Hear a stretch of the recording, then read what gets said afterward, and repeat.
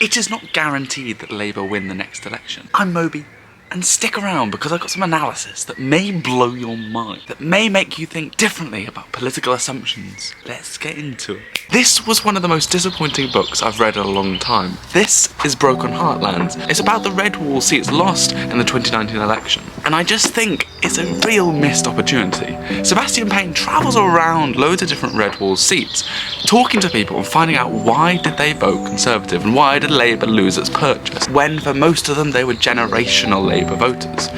But because of the desire to see so many places, it means that in every place it's surface level. He might be talking to 3, 4 people.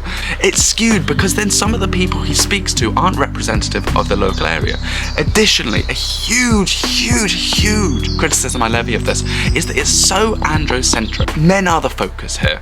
I found it very disappointing when speaking to the electorate. Really, it was a male focus. And the way he characterises it is as if the women just blindly follow the men in their voting habits. It completely ignoring all the history of female votes and the female movement. It was a real missed opportunity because certain policies are going to attract certain types of people.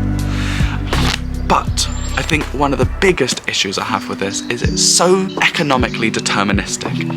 It views everything through the lens of the economy. So he essentially says there's a structural change where previous Labour voters were those living in industrial places doing manual jobs, and now because of rising prosperity, deindustrialisation, that core voter base is gone.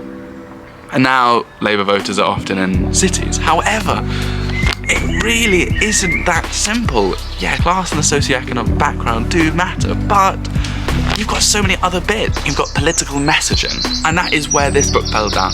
It was really very much Boris was charismatic and Corbyn was not. Each MP is different, and there's local context that influence the voting. But although he considered some of that, it really did feel as though it was just quite generic and bland.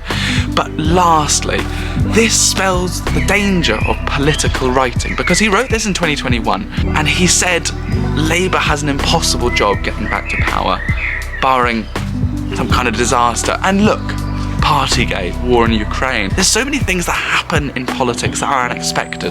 And so he writes in his epilogue that some of his statements don't really hold. But that's the real danger of lack of nuance and saying, you know, this is what's going to happen because of what has happened.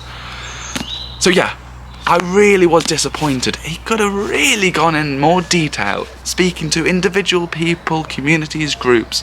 Ultimately, I think this was too ambitious, focusing far too much on the red wall in its entirety. It would have been so much more valuable to look at 1 or 2 constituencies. What can you learn from that? Looking back over the decades.